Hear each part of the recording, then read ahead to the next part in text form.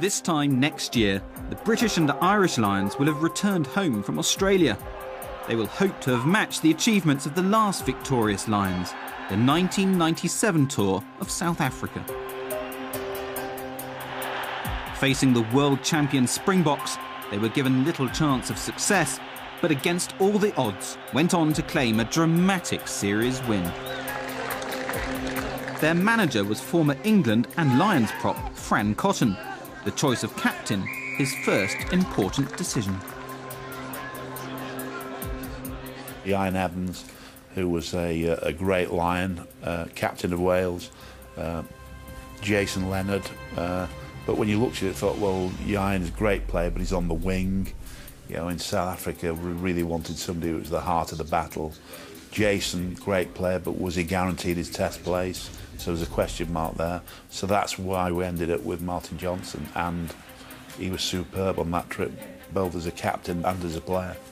Another former Lion and the assistant coach on the South African tour, Scotland's Jim Telfer, knew the formidable challenge the squad would face.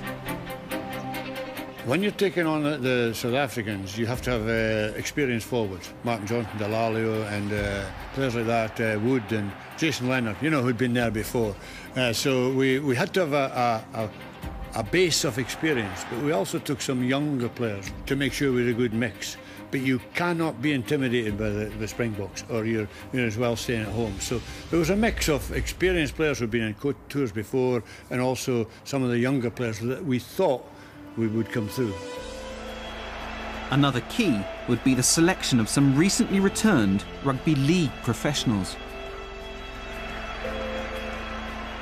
And Scott Gibbs, I'd never met the chap before, but he was so intimidating. He used to shout at the centre opposite him, the player opposite, I'm going to get you, I'm going to get you, I'm going to get you.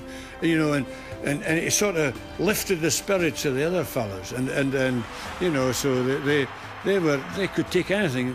Nothing was new to them. Nothing, you know, fazed them at all. I always remember Jim in one of his team talks saying, look, they don't respect you, they don't rate you. The only thing they'll understand if in the early on of the game you stick one on them. In other words, you've got to be really in the faces and physical. The Lions arrived in Cape Town buoyed by their success in the provincial warm-up games, where they had won 7 of 8 matches, their only defeat a narrow one against Northern Transvaal. But the Springboks had held back all their players from those games, and the Lions were expected to be easy meat at Newlands. The heavyweight South African forwards, led by skipper Gary Teichmann, were ready and waiting.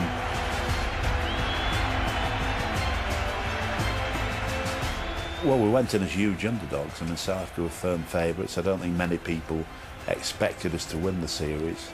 I always remember early on, the very first scrum, it went back. Our scrum, you thought, oh God, is this...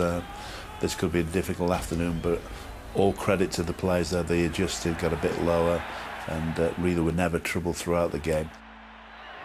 That might have been the case, but the giant South African pack caused plenty of problems.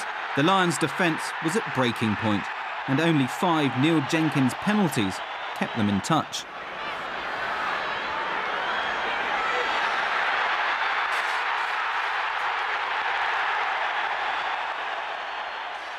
Ian always said, if we're within 7 points with 10 minutes to go, we have the rugby players to do it.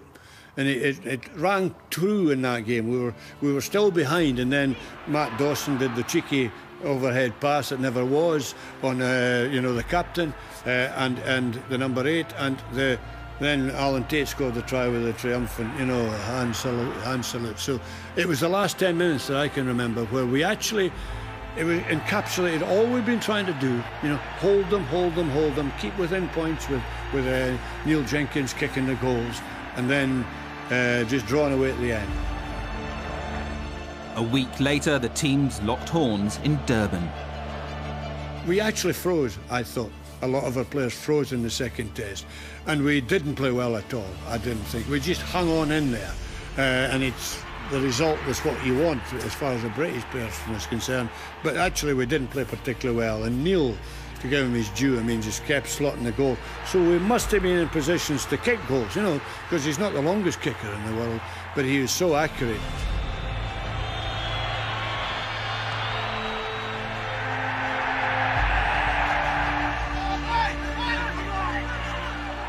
Woody kicked through and created the line-out from which we drove, and then Guscott dropped the goal. So as soon as I saw Jerry getting the ball, I thought, well, there's no way Jerry Guscott's going to miss this. And over it went, and that was it. Test series won. If I meet John Bentley or Paul Wallace now, or Jason Leonard or anybody like that, Martin Johnson, you know that, well, you have that to go back on as a great memory. I've been asked about what, Grand Slams for Scotland or whatever, how do they compare to the Lions? The Lions in '97 was the greatest one for me.